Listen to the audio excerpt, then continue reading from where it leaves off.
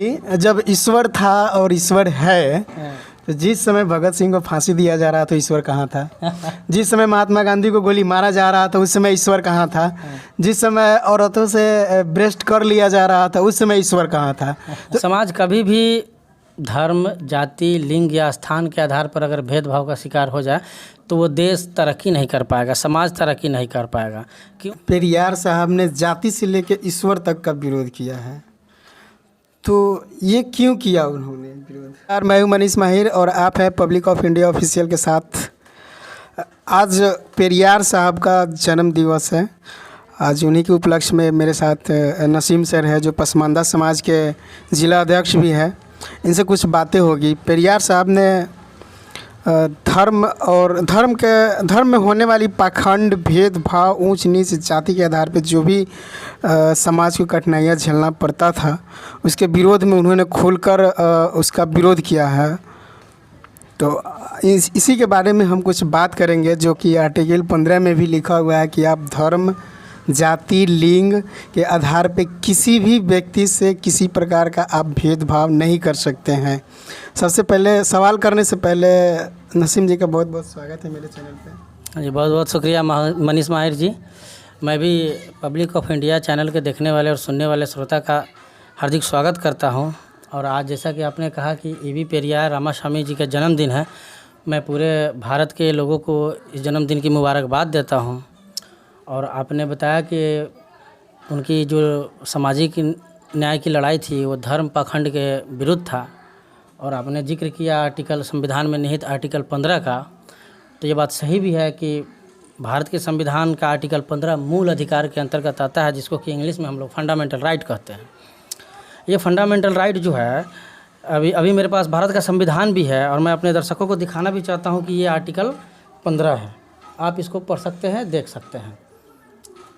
इसमें साफ लिखा हुआ है कि राज्य या राज्य के लोग, कोई भी व्यक्ति या भी सरकारें किसी भी व्यक्ति के साथ या किसी के साथ धर्म, मूल वंश, जाति, लिंग या जन्म स्थान के आधार पर विभेद नहीं कर सकता है। यानी साफ लिखा हुआ है कि राज्य किसी नागरिक के विरुद्ध केवल धर्म, मूल वंश, जाति, लिंग, जन्म स्थान या इनमें से किसी के आधार पर कोई विभेद नहीं करेगा। यानी आप भेदभाव के आधार पर सरकार को ये सलाह दी गई है कि आप कानून भी नहीं बना सकते हैं और नागरिकों को सलाह दी गई है कि आप उसके साथ भेदभाव नहीं करेंगे। अब सवाल ये पैदा होता है कि यह आर्टिकल 15 कब लागू किया गया था, क्यों लागू किया गया था, क्या समाज में इस तरह का भेदभाव था क्या? तो जब भारत का हम इतिहास पढ़ते हैं आज़ादी से पहले की, तो आज़ादी से पहले का इतिहास ये है कि भारत में अंग्रेज़ों का तो राजनीतिक रूप से शासन था। वो राजनीतिक रूप से शासन करते थे, चूँकि उनका अधिकार था, पुलिस प्रशासन उनका था, तो वो अपने हिसाब से शासन करते थे। लेकिन जब भारत के लोगों की बात जब करते हैं तो भारत में सामाजिक और धार्मिक क्षेत्र में एक तरफ ब्राह्मणवाद यानी मनुवादियों का कब्जा था, तो एक तरफ सैयदवाद यानी अशराफ वर्ग का कब्जा था। ये मुसलमानों में भी कुछ जातियाँ होती है जिसको अशराफ कहा जाता है, जिसमें शेख, सैयद, मुग़ल, पठान, तुर्क, ये नवाब लोग होते थे और ये ज़मींदार लोग होते थे, सामंत लोग होते थे। और इधर भी होते थे जो ब्राह्मणवादी मानसिकता के लोग होते थे, ये भी सामंतवाद, ज़मींदार, जागीरदार होते थे, बाबू साहब लोग कहलाते थे, वगैरह वगैरह। इस तरह का उनके बारे में ये शब्द कहा जाता है। तो ये होता था क्या कि ये समाज में कुलीन वर्ग के लोग थे और ये स्थान के नाम पर, जाति के नाम पर दोनों तरफ के लोग एक दूसरे का शोषण करते थे और भेदभाव करते थे।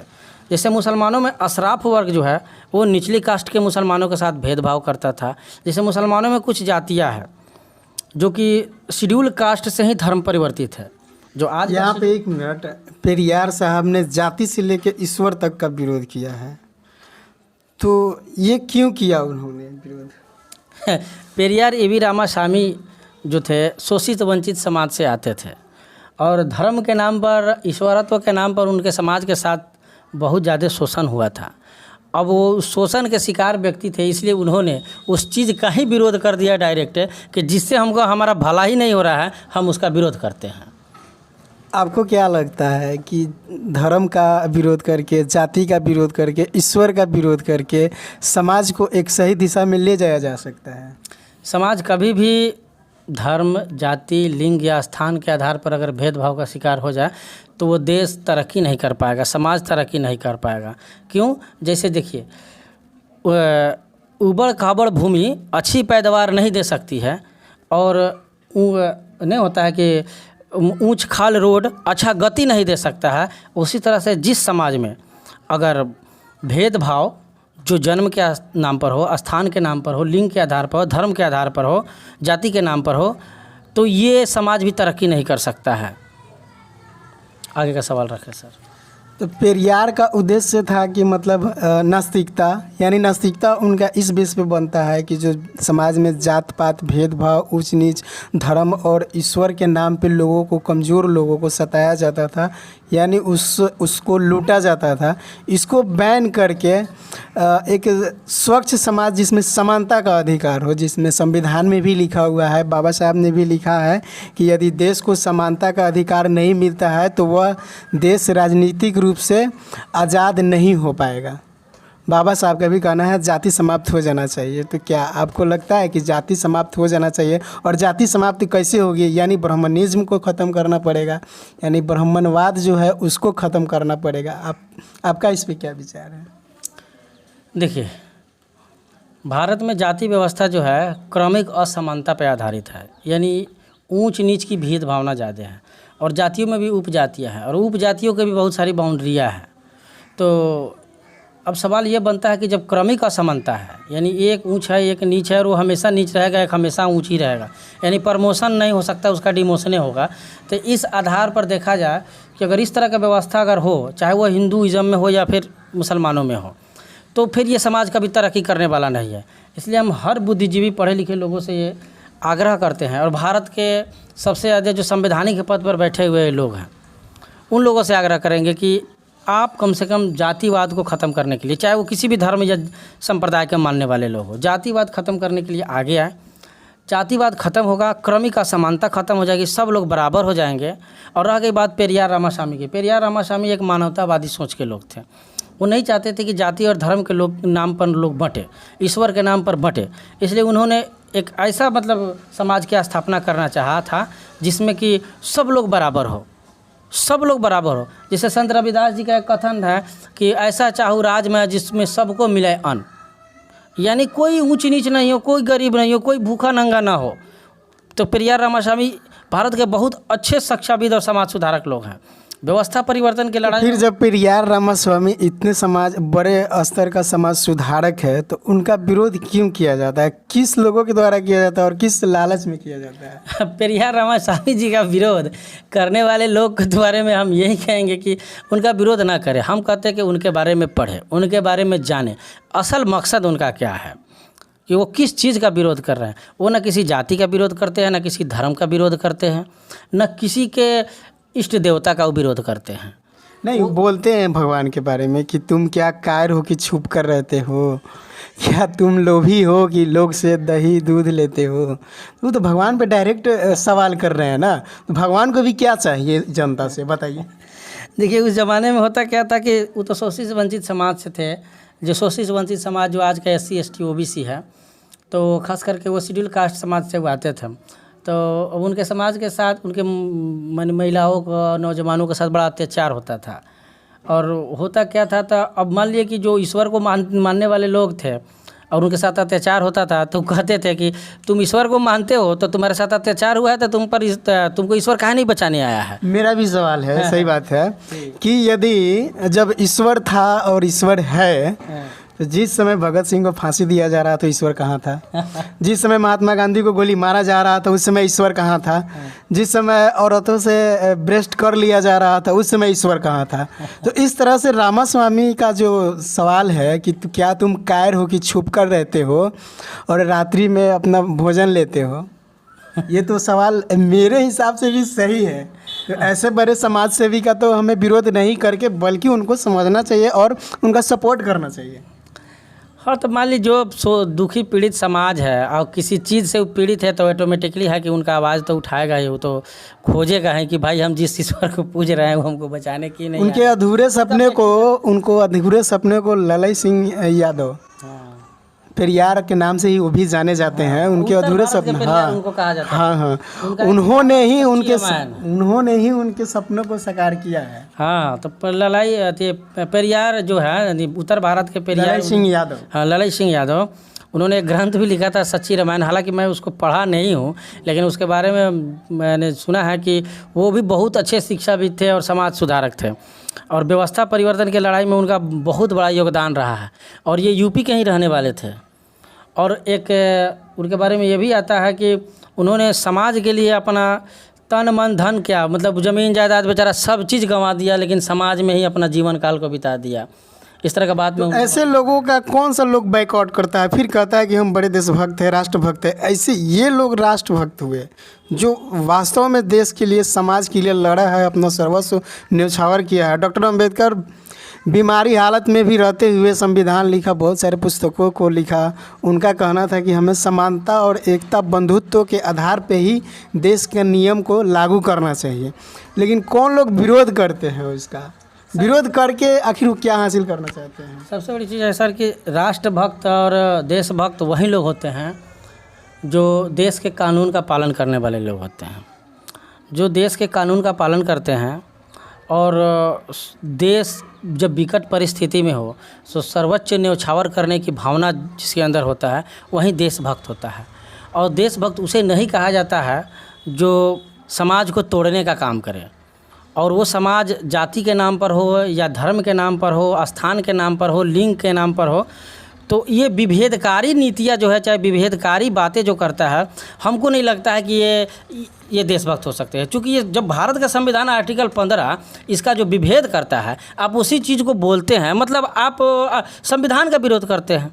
तो जब संविधान का आर्टिकल 15 का जो विरोध करता है, मतलब भारत के कानून का विरोध करता है। तो जो भारत के कानून का विरोध करता है मतलब वो भारत का विरोध करता है। और जब भारत का विरोध करता है तो फिर वो देशभक्त कैसे हो सकता है? उसको तो राष्ट्रद्रोही घोषित कर देना चाहिए। मुझे लगता है उसकी नागरिकता समाप्त कर देनी चाहिए। इस पर भारत सरकार को कानून बनाना चाहिए कठोर से कठोर कि हाँ, जो इस तरह के भारत के संविधान के एक एक आर्टिकल के विरुद्ध जो बोलेगा उस पर राष्ट्रद्रोह की मुकदमा होगा, या फिर जितना भी मतलब केस बड़ा बड़ा मतलब एक्ट लगता है लगा देना चाहिए, ताकि वो जेल में ही रह जाए, ताकि फिर उसको देख करके देश का कोई भी नागरिक इस तरह का बात ना करे। अभी हाल फिलहाल में देखिए उदयनिधि स्टालिन ने सनातन धर्म को एड्स बताया।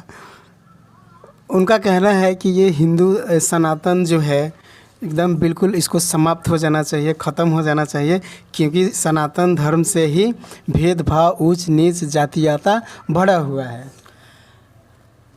स्टालिन के बेटे जो है वो उदयनिधि स्टालिन, ये डीएमके के नेता हैं। सबसे बड़े डीएमके एक राजनीतिक पार्टी है, और भारत की जितनी भी राजनीतिक पार्टियां हैं वो किसी न किसी विचारधारा से प्रेरित है। जैसे बीजेपी है तो ये आरएसएस के और उनके जो बड़े बड़े लीडरान हैं, जैसे में सावरकर हैं, हेडगेवार है, वगैरह वगैरह है, या और भी बहुत सारे नेता हैं जो उनके विचारधारा से प्रेरित है। और उसी तरह डीएमके है, वो भी उनका भी एक महापुरुष है, उनकी विचारधारा से ये प्रेरित है।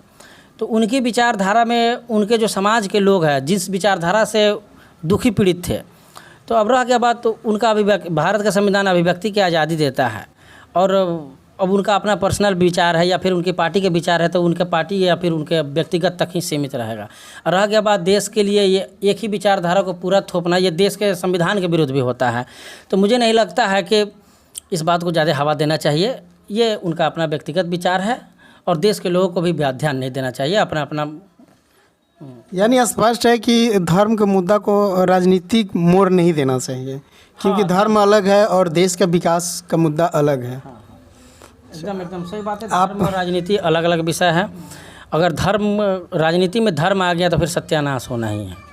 बिल्कुल, राजनीति में धर्म को नहीं आना चाहिए। राजनीति होता है समाज का, देश के लोगों के हित की बात करता है और उसके मुद्दे पर लड़नी चाहिए। और देश का हित, समाज का हित उसी में निहित है जिसमें है शिक्षा, स्वास्थ्य, रोजगार, दवाई, सिंचाई वगैरह आता है। इसकी बात हो, इस पर बात हो तो अच्छी बात है। ऐसे इधर अगर धर्म की बात हो तो धर्म तो एक निजी विचार है, निजी मामला है, हर व्यक्ति का अपना निजी मामला है, उसको निजी तक ही रखा जाए, इसको सियासत में न लाया जाए, यही सबसे बड़ी चीज़। एक आपसे ये सवाल है कि आप तो पसमानदा समाज के जिला अध्यक्ष है, तो जिहाद का मतलब क्या होता है? जिहादी किसे कहा जाता है? जिहाद एक अरबिक शब्द है, ठीक ना, जिसका अर्थ होता है जद्दोजहद करना, मतलब संघर्ष करना। अब संघर्ष, जिहाद मतलब संघर्ष करना। हाँ, संघर्ष करना होता है। अब संघर्ष किसके विरुद्ध करते हैं? हो सकता है आप अपने अंदर के बुराइयों के विरुद्ध भी संघर्ष कर सकते हैं, हो सकता है आप सामाजिक बुराइयों के विरुद्ध भी संघर्ष कर सकते हैं, है कि नहीं? तो इस तरह का संघर्ष करना ही जिहाद करना। ये अरबिक शब्द है, हिंदी में उसको संघर्ष करना होता है अर्थ। तो हर मुस्लिम को जिहादी क्यों कहा जाता है? ये सर मनुवादी विचारधारा के लोग हैं जो कि किसी कौम को अपमानित करने के लिए ये शब्द का अगर जिहादी कहते हैं तो गलत नहीं कहते हैं ना, संघर्षशील हो गया ना। आप हम जिहादी मतलब आप संघर्षशील हैं, तो किसके प्रति संघर्षशील है? हम जिहाद, अगर मान लिया कि कोई अगर जिहाद करता है अपने नफ्सों के साथ, हाँ, अपने अंदर की बुराइयों के साथ, समाज की बुराइयों के साथ, तो वो अच्छा जिहादी है। अगर ये इसके अलावे अगर दूसरा चीज़ करता है, कुछ गलत करता है, तो फिर वह जिहादी नहीं हो सकता है। संघर्ष करना अच्छी बात है, आप संघर्ष करो। किसके लिए संघर्ष करो भाई? अपनी तरक्की के लिए संघर्ष करो, अपने अंदर की बुराइयों को मारने के लिए संघर्ष करो, तो और अच्छी बात है। लेकिन अब ये थोड़े है कि अपने बुराइयों को मारने की जगह पर हम दूसरे को बुराई को मारे, अपना बुराई दबा ले, तो ये जिहाद तो नहीं है, ये तो गलत बात है। तो पसमानदा मुस्लिम के उन्नति के लिए आप अपना संगठन बनाए हुए हैं, इसको किस तरह आगे बढ़ा रहे हैं? देखिए, पसमानदा जो है ये भारत के संविधान के ओबीसी SC ST जो मुस्लिम समुदाय के लोग हैं उन्हीं को पसमानदा कहा जाता है। और ये पसमानदा शब्द अरबी फारसी का शब्द है जिसका अर्थ होता है पीछे रह जाने वाले लोग। तो पीछे कौन रह गए? तो पीछे वही लोग रह गए जो सामाजिक भेदभाव के शिकार हो गए। अब मुस्लिमों में जो जातियाँ है ओबीसी SC ST जातियाँ, देखा जाए तो अशराफ वर्ग जब शासन करता था, जब वो सत्ता में था, तो इन लोगों का शोषण बहुत ज़्यादा किया है। आज भी देखिएगा, मुखिया जी अगर जीते हुए हैं तो मुखिया जी के मरने के बाद मुखिया जी का बेटे मुखिया बनता है। तो हम कहते हैं ये इस तरह से वंशवाद थोड़े चलता है, ये तो प्रजातंत्र हो गया, डेमोक्रेसी हो गया है। भारत के संविधान लागू हो जाने के बाद क्या हो कि जो लोकतंत्र की लड़ाई लड़ेगा, जिसको सबसे ज़्यादा वोट पड़ेगा, वही ना राजा होगा। तो प्रजातंत्र लागू हो जाने के बाद इस तरह का सिस्टम ख़त्म हो गया है और ओबीसी SC ST जो मुस्लिम समुदाय के लोग हैं अपने हक अधिकार को धीरे धीरे समझ रहे हैं और जो सामाजिक भेदभाव के शिकार लोग हैं वो उसका विरोध खुद कर रहे हैं, ताकि जो उसका विरोध जो अशराफ वर्ग जो विरोध किया था ना कि इनको आगे बढ़ने नहीं दिया, अब ये खुद अपने से आगे बढ़ रहे हैं और उनकी फट रही है। अच्छा, समाज को मजबूत करने के लिए, समाज के सारे लोगों को समानता का अधिकार दिलाने के लिए ऐसे सामाजिक संगठन को क्या करना चाहिए? इस बात को हम बाबा साहब के एक कथन से जोड़ेंगे, क्योंकि बाबा साहब का एक कथन है जो कि ऑल ओवर यूनिवर्सल ट्रूथ है, ये सत्य है। शिक्षित बनो, संगठित रहो, संघर्ष करो। तो दुनिया का हर समाज को यही करना चाहिए कि पहले वो शिक्षित बने, संगठित रहे, फिर संघर्ष करे। एक नंबर का सबसे अच्छा कौम बन के दिखाएगा वो, अगर वो इस बात पर अमल करेगा तो। अगर इस बात पर अमल नहीं करेगा मतलब वो बिखर के रहेगा। अच्छा, आप कहें कि शिक्षित बनो, शिक्षित बनो और शिक्षित करो में कितना अंतर है? शिक्षित बनो का मतलब हो जाता है कि आप माने पढ़ लिख करके आप खुद काबिल बन जाओ, और शिक्षित करो का मतलब ये हो जाता है कि काबिल बनने के बाद लोगों को भी काबिल बनाओ, तब तो समाज आगे बढ़ेगा। हाँ, तभी तो समाज बनेगा। ये बात सही है।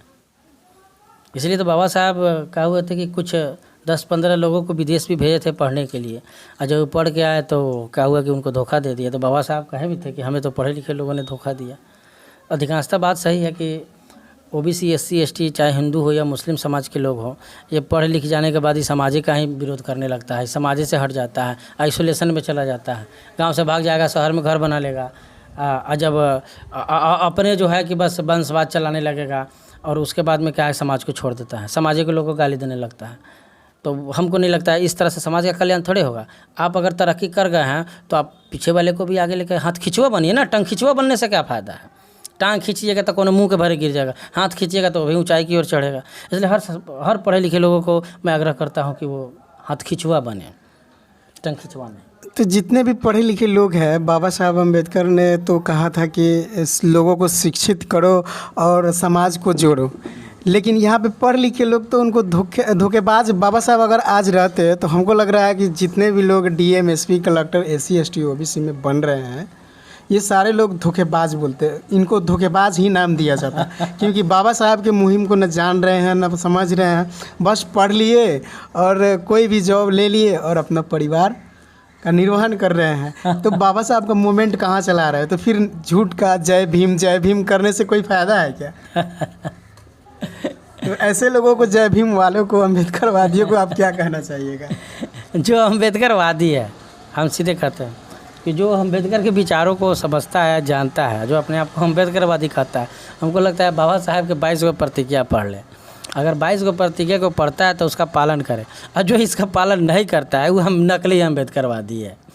वो अम्बेडकरवाद नहीं है, वो समझिए कि सीधे पढ़ लिख करके पेट पोसवा है। वो समाज हित में कभी नहीं आ सकता है।